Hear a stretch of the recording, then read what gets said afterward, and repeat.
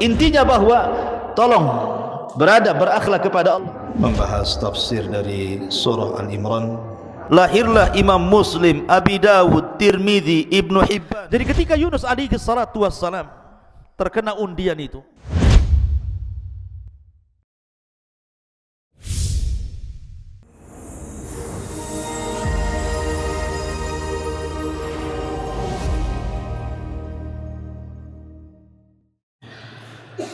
Assalamualaikum warahmatullahi wabarakatuh. Alhamdulillah wassalatu wassalamu ala Rasulillah wa ala alihi wa sahbihi wa mawalah wa la hawla wa la quwata illa billahi wa ba'd. Alhamdulillah, segala puja dan puji hanya milik Allah subhanahu wa ta'ala. Salawat dan juga salam kita hadiahkan kepada Rasul kita Nabi besar Muhammad sallallahu alaihi wa ala alihi wasallam. Ma'asyiral muslimat yang dimuliakan Allah subhanahu wa ta'ala, alhamdulillah di pagi menjelang siang ini kita bisa duduk kembali untuk bertalabul ilmi, duduk di taman-taman sorga. Tak lupa kita tetap bersalawat kepada Nabi kita Nabi Muhammad sallallahu alaihi wasallam. Allahumma salli ala Muhammad wa ala alihi wa sahbihi wa man sara ala nahjihi ila yaumiddin. Kita lanjutkan kajian kita, masih membahas jalan menuju surga. Dan kita masuk pada poin yang kedua. Di antara jalan-jalan menuju surga adalah kathratul istighfari, memperbanyak istighfar. Ma'asyiral muslimat yang dimuliakan Allah azza wa jalla, apa sih istighfar itu? Kita sering mengucapkan kalimat astaghfirullahal azim, astaghfirullahal azim. Apa makna astaghfirullahal azim itu? Karena orang yang paham maknanya dengan orang yang tidak paham maknanya itu beda rasanya. Ada orang yang terus mengucapkan astaghfirullahaladzim, astaghfirullahaladzim. Ketika ditanya maknanya, ia hanya sebatas meminta ampun kepada Allah azza wa jalla.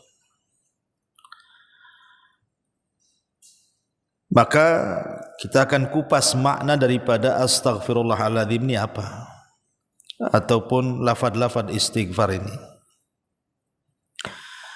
Ma'asyiral muslimat yang dimuliakan Allah azza wa jalla, istighfar atau mengucapkan kalimat astaghfirullah itu memiliki dua makna. Karena istighfar itu kan diambil dari kata-kata mighfar. Mighfar itu kalau dalam dunia peperangan,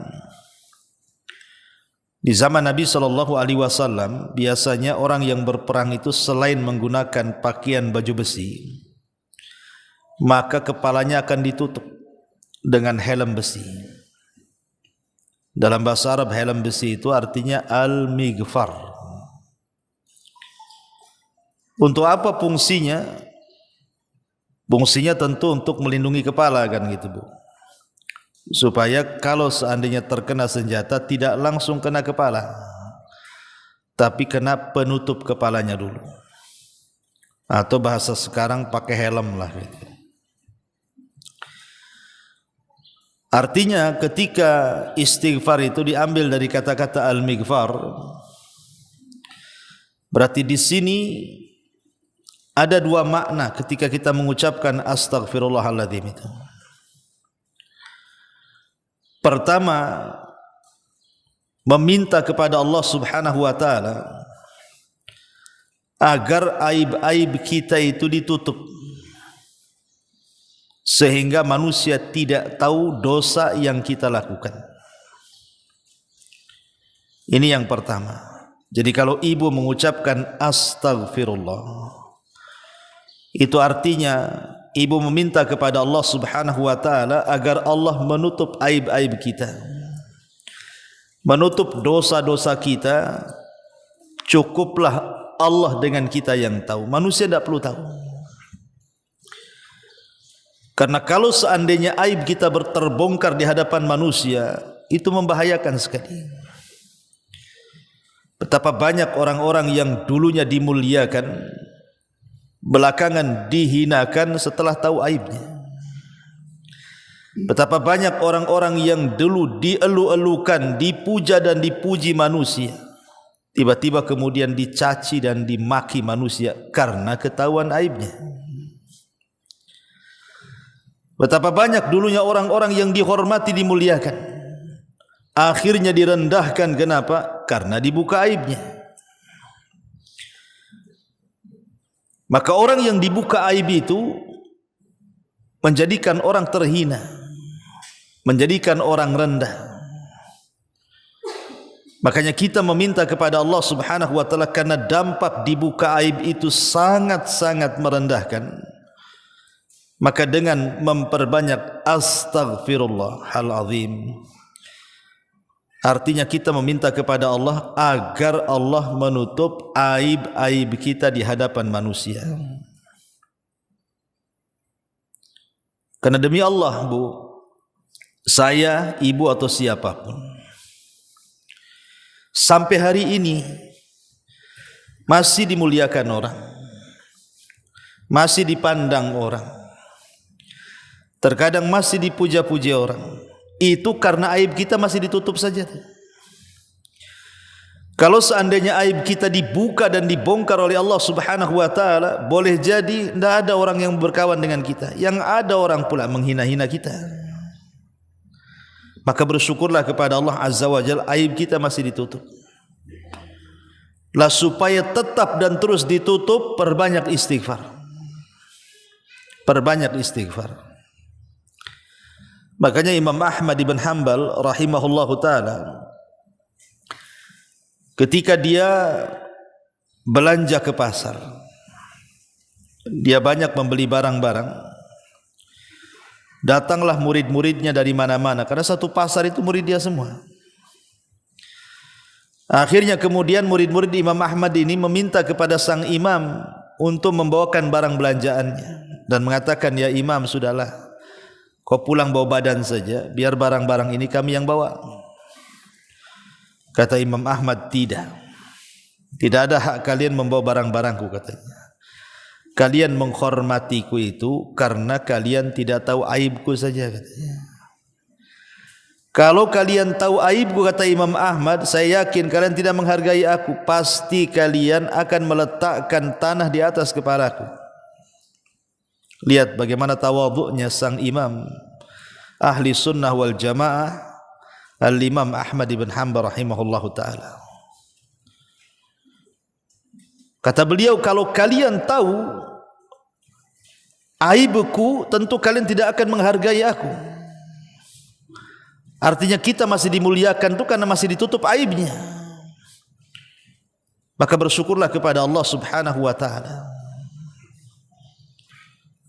Dahulu di zaman Bani Israel, Bu, di zaman Nabi Musa. Tapi riwayat ini riwayat Israiliyat, riwayat lemah, tapi kita ambil ibrahnya sajalah. Jadi di zaman Bani Israel, Nabi Musa alaihi salam, satu hari terjadi pacaklik, tidak turun hujan tuh, sehingga kehausan. Akhirnya Nabi Musa alaihi salam membawa Bani Israel ke tanah lapang untuk melaksanakan istisqa, salat minta hujan. Lama Nabi Musa berdoa kepada Allah, langit pun tak kunjung-kunjung ada awan hitam. Makin cerah pula lah langit itu, tak ada tanda-tanda mau hujan. Sehingga Nabi Musa alaihi salam yang merupakan kalimur rahman, Nabi yang sering berdialog dengan Allah Azza wa Jalla, berusaha berdialog dengan Allah dan mengatakan, ya Rabb, kenapa kami semua sudah meminta kepadamu hujan, tapi kok tak kabul-kabulkan doa kami? Maka Allah subhanahu wa ta'ala mengatakan kepada Nabi Musa, ya Musa, inna fikum rajulun asallaha arba'ina sanatan.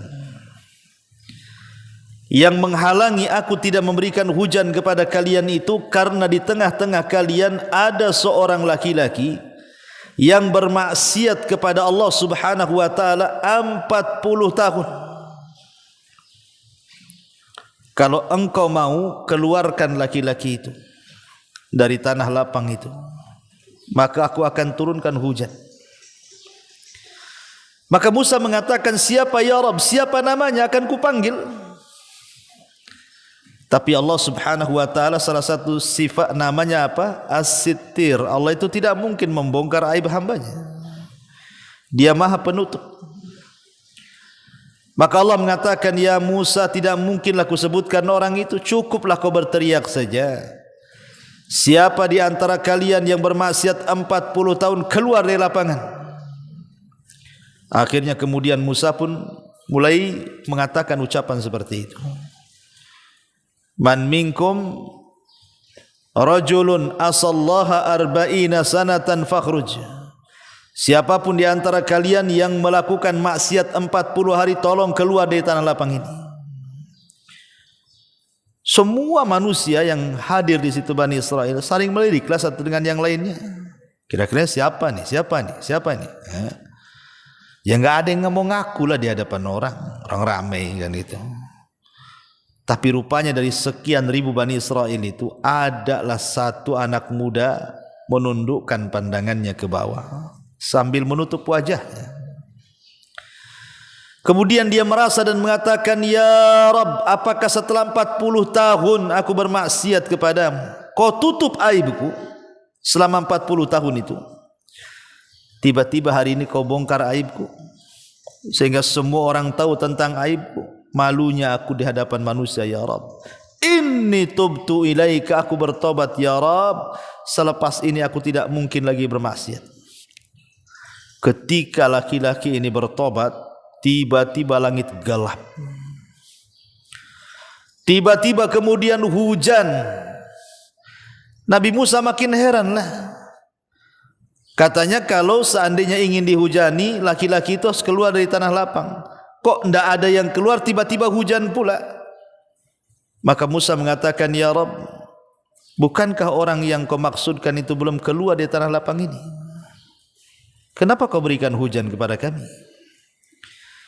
Maka Allah mengatakan, ya Musa, orang itu sudah bertobat dan ku terima tobatnya.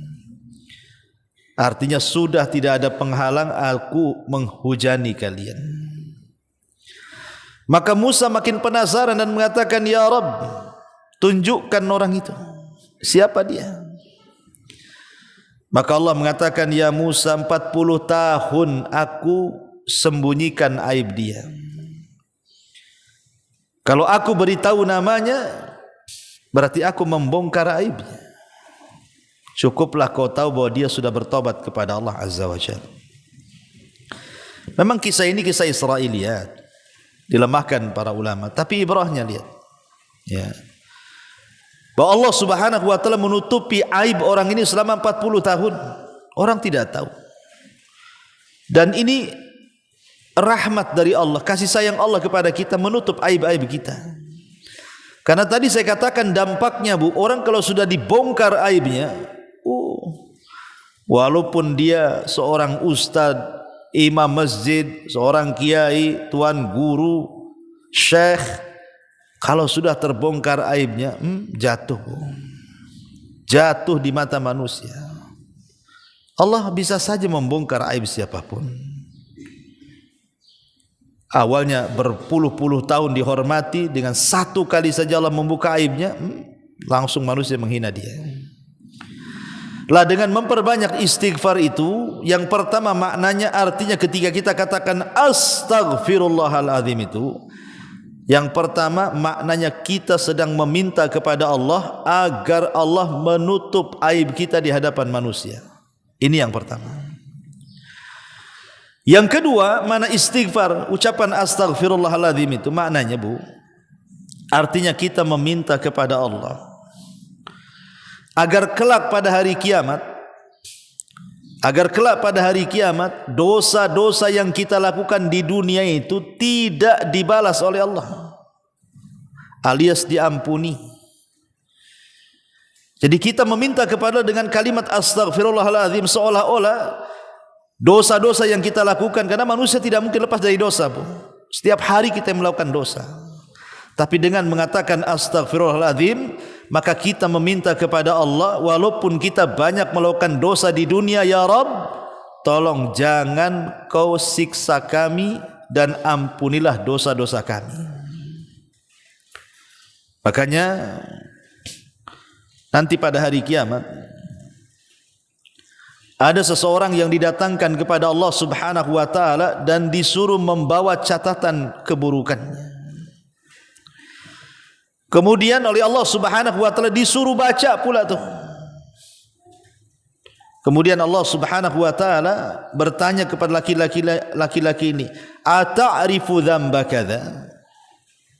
Apakah engkau tahu dosamu? Iya ya Rabb. Bukankah kau sudah melakukan dosa ini dan itu? Maka dia mengatakan, iya wahai Rabb. Bukankah engkau sudah melakukan dosa ini dan itu? Maka dia mengatakan, iya wahai Rabb. Terus setiap ditanya dia mengaku, setiap ditanya dia mengaku. Maka Allah Subhanahu wa taala mengatakan, al-an, sekarang wahai fulan, satartuka fid dunya wa ghafartu lakal yaum. Dulu di dunia kau banyak melakukan dosa, ku tutup aibmu. Sekarang ku ampuni dosa-dosamu. Itulah makna istighfar, Bu. Jadi kalau ibu mengatakan astaghfirullahaladzim, astaghfirullahaladzim, artinya kita minta dua perkara di situ. Satu, minta agar Allah menutup aib kita. Dua, minta kepada Allah agar kita diampuni dosanya dan setiap dosa yang kita lakukan di dunia tidak dibalas oleh Allah Azza wa Jalla. Itu makna istighfar tuh. Nah, dari sini pahamlah itu makna istighfar. Ya. Ma'asyiral muslimat yang dimuliakan Allah Subhanahu wa taala. Istighfar ini banyak keutamaannya. Banyak keutamaan dan kemuliaan. Makanya kenapa di beberapa tempat kita disuruh untuk mengucapkan istighfar. Seperti umpamanya, contoh saja, ketika seseorang hendak tidur, maka kita disuruh membaca astaghfirullah alladzi la ilaha illa huwal hayyul qayyum wa atubu ilaih. Ataupun ketika kita sedang istisqa, meminta hujan, maka kita pun diperintahkan atau dianjurkan memperbanyak istighfar, astaghfirullah alladzi la ilaha illahu al hayyul qayyum wa atubu ilaih. Ataupun ketika ibu keluar dari kamar mandi, entah ibu habis berak, habis kencing atau apa, pokoknya masuk ke kamar mandi lah, maka keluar kita diperintahkan apa, Bu? Ghufranak itu artinya meminta ampun kepada Allah Azza wa Jalla. Istighfar juga. Kemudian juga apabila selesai dari wudu ataupun ibu selesai bermajlis, maka kita disunnahkan untuk membaca apa? Subhanakallahumma wa bihamdika asyhadu an la ilaha illa anta astaghfiruka wa atubu ilaih. Suruh istighfar. Ataupun selepas salat 5 waktu, Bu. Yang sudah saya jelaskan ibu, kalau habis salat 5 waktu, salat wajib, pertama kali setelah salam dibaca apa? Astaghfirullahaladzim. Astaghfirullahaladzim, astaghfirullahaladzim 3 kali.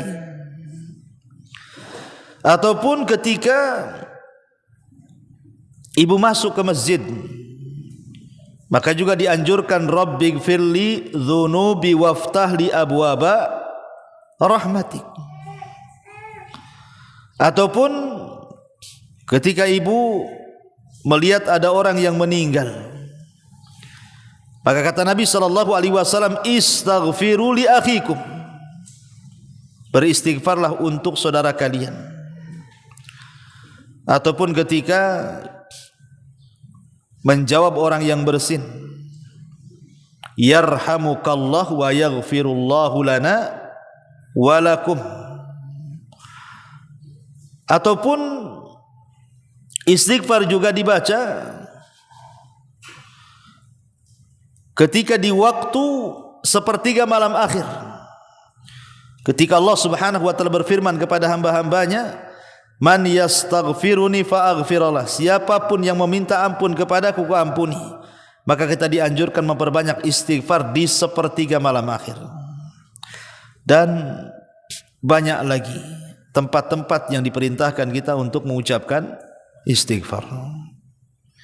Kenapa demikian luar biasanya sampai dianjurkan di beberapa tempat untuk memperbanyak istighfar itu? Karena faedah istighfar itu banyak. Pertama, al-qurbu minallah. Orang yang banyak beristighfar itu biasanya lebih dekat dengan Allah Azza wa Jalla.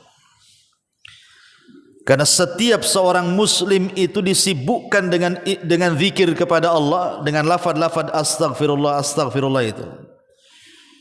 Berarti hamba ini memang dekat sekali dengan Allah Azza wa Jalla. Kemudian yang kedua, sababun fi tafrijil qurab, sebab di mana kesulitan-kesulitan kita itu akan mudah diuraikan. Bisa menghilangkan sesaknya dada, bisa menghilangkan gundah gulana, bisa menghilangkan kesetresan hidupnya. Orang yang banyak istighfar itu, Bu, tenang hidupnya. Asal ibu yakin, betul-betul yakin. Jangan asal bicara saja, asal terlontar, tapi dihayati makna istighfar tadi. Makanya dahulu di zaman tabi'in, ada orang-orang datang kepada Hasan Al-Basri rahimahullahu ta'ala,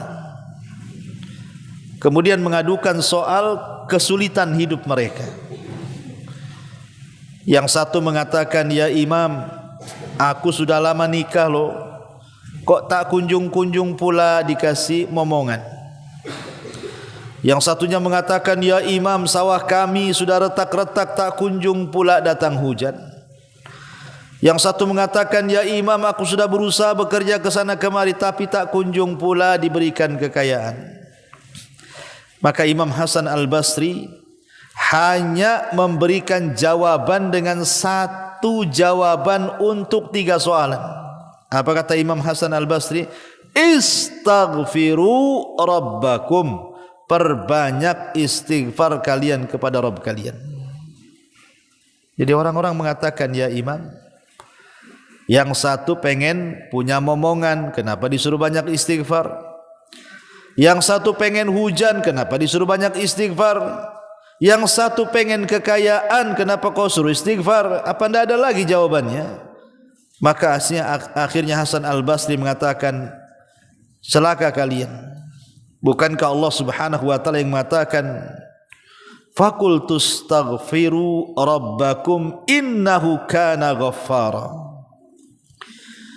yursilis samaa 'alaikum midrara wa yumdidkum bi amwalin wa banin wa yaj'al lakum jannati wa yaj'al lakum anhara.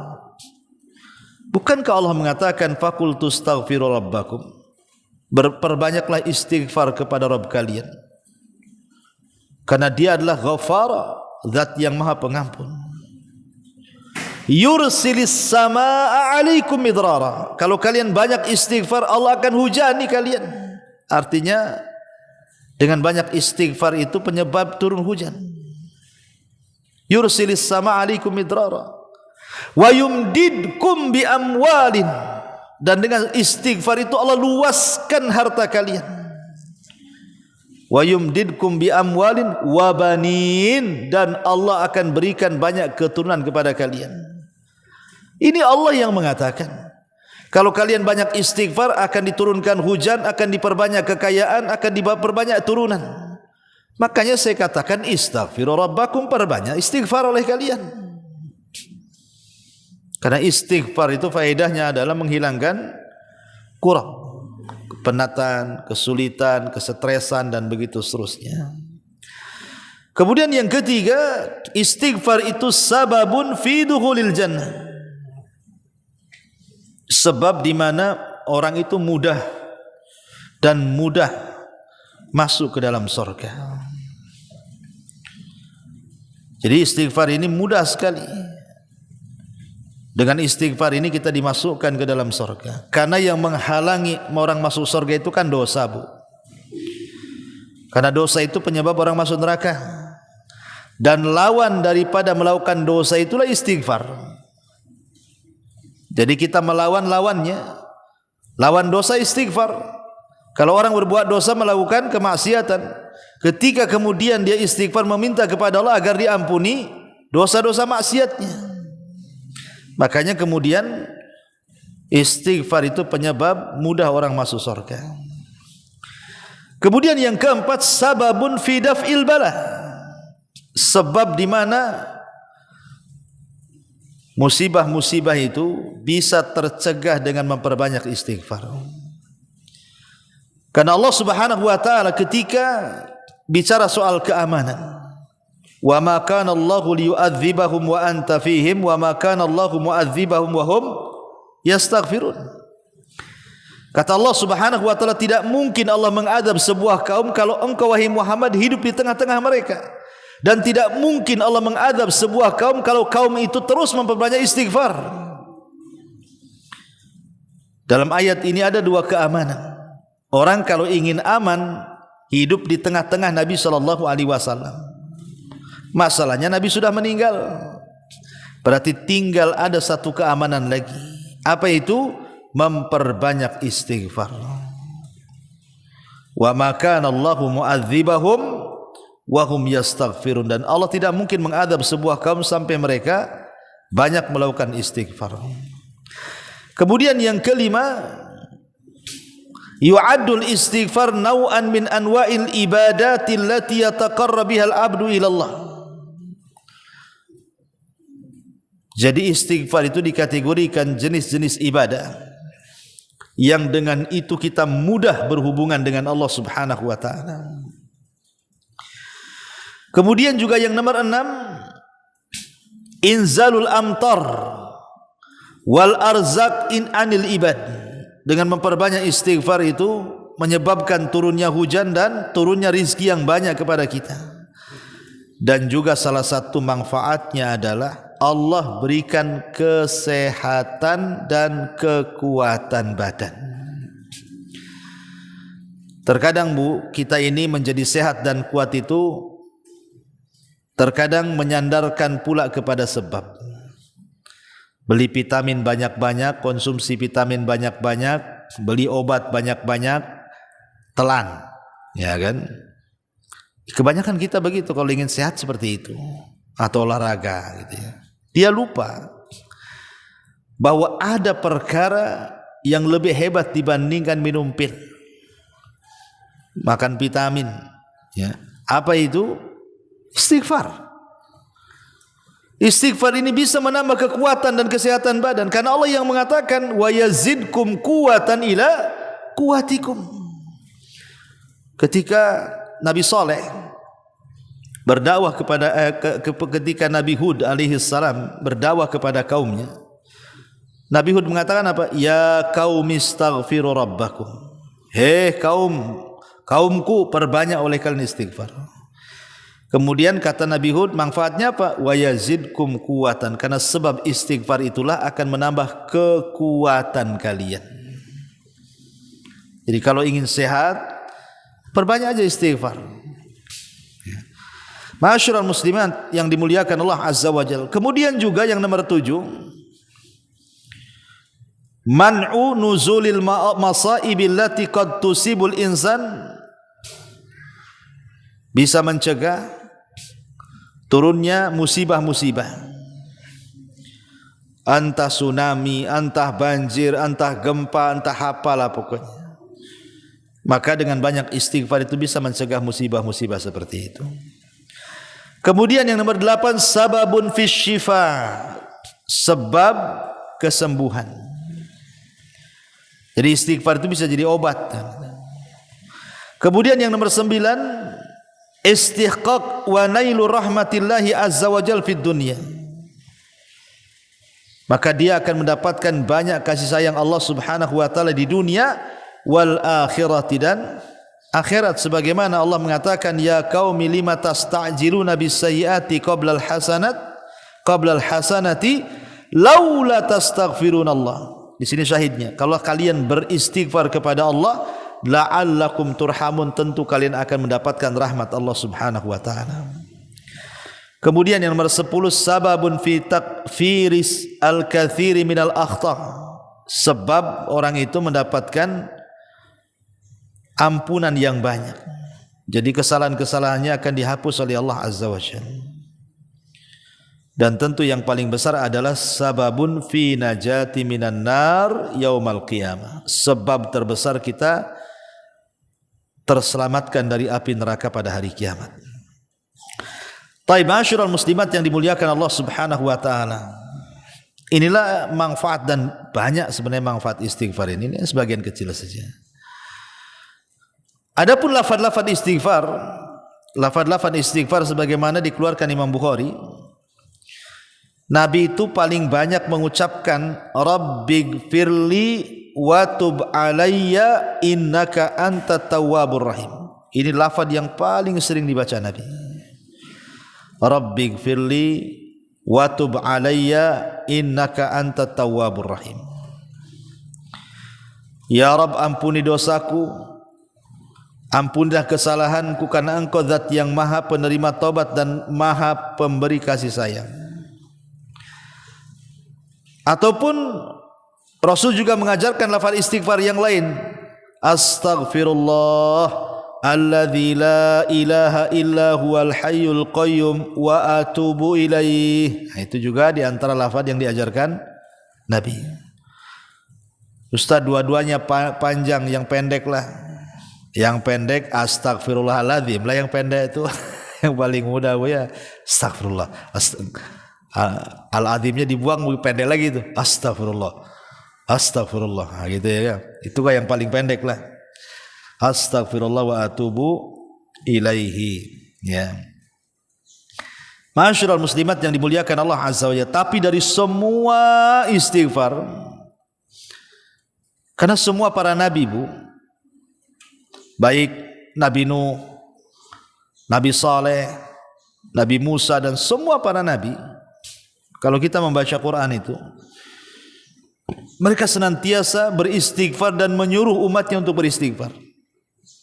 Makanya Nabi kita saja, sebutkan oleh saya Muslim itu, dalam sehari Nabi SAW tidak kurang dari 100 kali, 70 sampai 100 kali, tidak kurang dari 2 angka itu. Rasul membaca astagfirullahaladzim, astagfirullahaladzim. Itu Nabi, Bu, kan? Karena memang rahasia istighfar luar biasa. Tapi dari semua, kayak saya katakan, dari semua lafaz-lafaz istighfar yang diajarkan kepada kita, Bu, maka ada satu lafaz yang merupakan rajanya istighfar. Rajanya istighfar. Apa itu? Sayyidul istighfar. Allahumma anta rabbi la ilaha illa anta khalaqtani wa ana abduka wa ana ala ahdika wa wa'dika mastata' a'udzu bika min syarri ma sana' abu'u laka bi ni'matika alayya abu'u bi dzambi faghfirli fa innahu la yaghfiru dzunuba illa anta. Siapapun yang membacanya di pagi hari, kemudian Allah takdirkan dia meninggal sampai sore hari, maka dijamin masuk surga. Kalau dia baca di sore hari, Allah takdirkan dia meninggal sampai pagi, maka dipastikan masuk surga. Ini sayyidul istighfar. Ya Allah, Engkau adalah Tuhanku. Tidak ada sesembahan yang berhak kecuali Engkau. Engkau yang menciptakan aku, sedangkan aku adalah hamba-Mu, dan aku di atas ikatan janji-Mu, dan akan menjalankan dengan semampuku. Aku berlindung kepadamu dari segala kejahatan yang telah aku perbuat. Aku mengakuimu atas nikmat-nikmatmu terhadap diriku, dan aku mengakui dosa-dosaku kepadamu. Maka ampunilah aku, sesungguhnya tiada yang mengampun segala dosa kecuali Engkau ya Rabb. Luar biasa isinya sayyidul istighfar. Makanya kenapa kemudian keutamaannya luar biasa. Ma'asyiral muslimat yang dimuliakan Allah Subhanahu wa taala. Sebagian ulama membahas, kalau seandainya seseorang itu melakukan dosa, kemudian dia mengucapkan astaghfirullahaladzim, apakah dosanya semata-mata mengucapkan astaghfirullahaladzim itu langsung diampuni? Maka ulama mengatakan tidak langsung diampuni, Bu, sampai dia betul-betul meninggalkan dosanya. Sebab kalau seandainya dia melakukan dosa, kemudian dia istighfar, kemudian melakukan dosa yang sama, kemudian istighfar, dan begitu terus, ini namanya talaub, main-main namanya, main-main dengan taubat namanya. Jadi istighfar yang seperti ini tidak ada manfaatnya. Makanya ulama mengatakan al-istighfaru ma'al israr taubatul kadzdzabin. Beristighfar tapi dia pun melakukan terus dosa yang sama, itu taubatnya para pendusta, Bu. Itu taubatnya para pendusta. Makanya sebagian para ulama seperti yang dikatakan oleh Al-Hafidh Ibnu Hajar rahimahullahu taala, ya, beliau mengatakan ketika Allah Subhanahu wa taala mengatakan walam yusirru ala ma fa'alu, ay isyaratun ila anna min syarti qabulil istighfari an yaqla al mustaghfir anidz dzambi wa illa fal istighfaru bil lisani ma'at talabbusi bidz dzambi kat talaubi. Kata Al-Hafidh Ibnu Hajar rahimahullahu taala, walam yusirru ala ma fa'alu, ketika Allah mengatakan dan mereka tidak terus-terusan melakukan dosa, kata Al-Hafidh Ibnu Hajar, di sini ada isyarat bahwa diterimanya istighfar seseorang itu ketika selesai melakukan dosa kemudian dia istighfar adalah harus melepaskan dosa-dosanya, berhenti dari dosa. Kalau tidak, percuma saja. Ibu sambil gibah, astagfirullah, gibah terus. Jadi lisan ibu astagfirullah tapi diselingi dengan gibah, Bu. Oh ya tahu nggak si anu, astagfirullahaladzim. Iya tahu. Kenapa itu? Astagfirullahaladzim. Tapi terus diselang-seling, Bu, gibah istighfar, gibah istighfar. Ibu lagi ngapain, Bu? Nyelang-nyeling istighfar dengan gibah tuh. Itu namanya talaub, main-main. Ya. Jadi kalau istighfar itu artinya berhenti dari dosa, ya sudah berhenti. Kalau nanti suatu hari kemudian terjerumus karena nafsu kita, istighfar lagi. Ya. Pamannya ada seseorang pegang botol minum khamar gitu, bukan? Satu teguk astagfirullahaladzim. Kemudian neguk lagi astagfirullah. Ngapain itu kok? Orang neguk-neguk khamar kok diselingi dengan istighfar pula.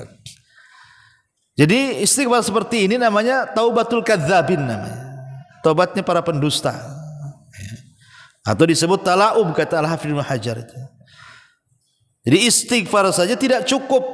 Maksudnya ucapan astagfirullah saja tidak cukup menghapuskan dosa-dosa orang yang melakukan dosa sampai betul-betul dia taubatan nasuha.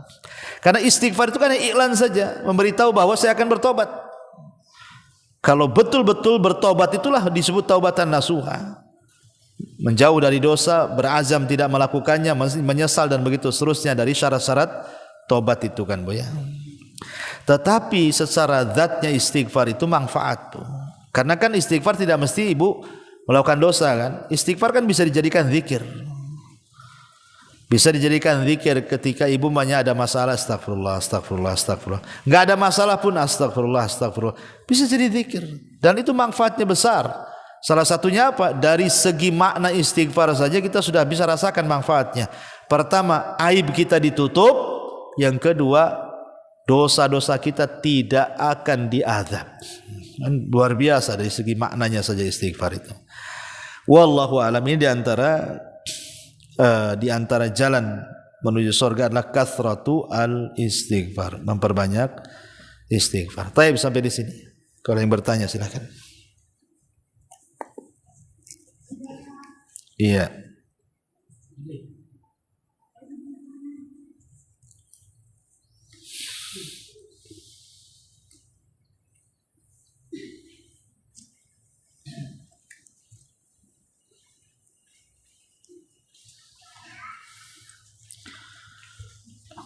Tapi di sini ada soalan. Apa bedanya istighfar dengan taubat? Apa ciri-ciri diterima atau tidaknya taubat kalau oleh Allah Azza wa Jalla? Iya. Istighfar dengan taubat beda, Bu. Kalau istighfar itu lisan. Astaghfirullah artinya saya meminta ampun. Lisan kita mengiklankan minta ampun. Minta supaya dosa-dosa kita diampuni oleh Allah dan tidak diazab di akhirat. Minta supaya dosa-dosa kita tidak diungkap di hadapan manusia alias ditutup aib kita. Itu istighfar. Kalau taubat ini meninggalkan perbuatan dosa. Jadi kalau istighfar itu lisan, kalau taubat itu perbuatan. Berarti ketika lisan kita mengatakan astagfirullah, kemudian kita lempar botol di tangan, saya tidak mau minum khamar lagi. Berarti ibu sudah menggabungkan istighfar dan taubat namanya. Ibu lagi gibah, lagi enak-enaknya gibah, ingat gibah itu dosa. Astagfirullahaladzim, langsung cabut dari majelis itu Bu. Berarti ibu menggabungkan istighfar dan taubat. Istighfar itu lisan, taubat itu perbuatan. Dan harus dua-duanya ada. Adapun ciri-ciri orang yang diterima taubat dan tidaknya itu nampak Bu. Kondisinya jauh lebih baik ataukah lebih buruk. Kalau kondisinya jauh lebih baik daripada sebelum dia bertobat kemudian bertobat, maka ciri-cirinya itu tobatnya dapat taufik tuh. Yang tadinya dulu enggak sholat, kemudian tobat rajin pula dia sholat. Yang tadinya enggak pakai jilbab nutup aurat, tiba-tiba habis tobat ditutup semua anggota badannya. Yang tadinya tidak pernah baca Quran, yang tadinya tidak pernah hadir di majelis taklim, tahu-tahu hadir di majelis taklim. Pokoknya siapapun yang kondisinya jauh lebih baik daripada sebelumnya, itu tanda-tanda diterima taubatnya. Artinya dia dapat taufik dan hidayah tuh. Tapi kalau seandainya terbalik Bu, kondisinya makin buruk gitu ya. Biasa durasi gibah itu sejam, ini 1 hari. Ini kan repot nih. Kok ditambah durasinya? Biasa gibah cuma sejam aja Bu. Makin sehari, ini makin buruk lah Bu. Cemana pula mau diterima dosanya kan?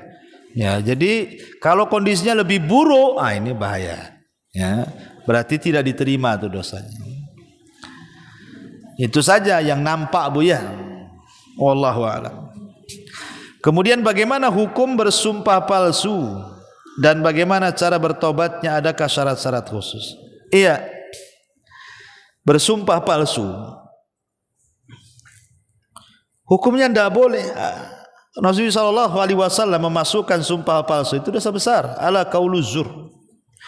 Ala wa qauluz zur. Ala wa qauluz zur, 3 kali Rasul mengatakan, hati-hati jangan sumpah palsu. Hati-hati jangan sumpah palsu. Hati-hati jangan sumpah palsu. Sampai Rasul mengulang 3 kali, yang tadinya duduk sampai bangkit Rasul menyebutkan kalimat qauluz zur itu. Saking bahayanya, karena sumpah palsu ini bahaya Bu. Contohnya di pengadilan Bu. Di pengadilan ya. Kalau saksi-saksi itu kemudian berani bersaksi dan dibayar, disuruh dia bersumpah palsu karena mendapatkan bayaran, itu bisa saja orang yang tidak bersalah jadi bersalah, orang yang tidak berhak dipenjara jadi dipenjara, orang yang tidak berhak dibunuh jadi dibunuh, orang yang tidak berhak diambil hartanya kan itu, karena sumpah palsu itu. Itu contoh di persidangan saja. Ataupun di pasar, yang tadinya dia dapat barang bagus, karena kena tipu sumpah-sumpah, jadi barang jelek. Dan begitu seterusnya. Ya. Makanya kenapa sumpah palsu itu termasuk dosa besar. Dan taubatnya sumpah palsu ya bayar kafarah sumpah lah, Bu. Kalau dia mau menghindari kafarah sumpah, ya kasih makan berpuasa 3 hari atau kasih makan 10 fakir miskin, itu kafarah sumpahnya. Wallahu a'lam.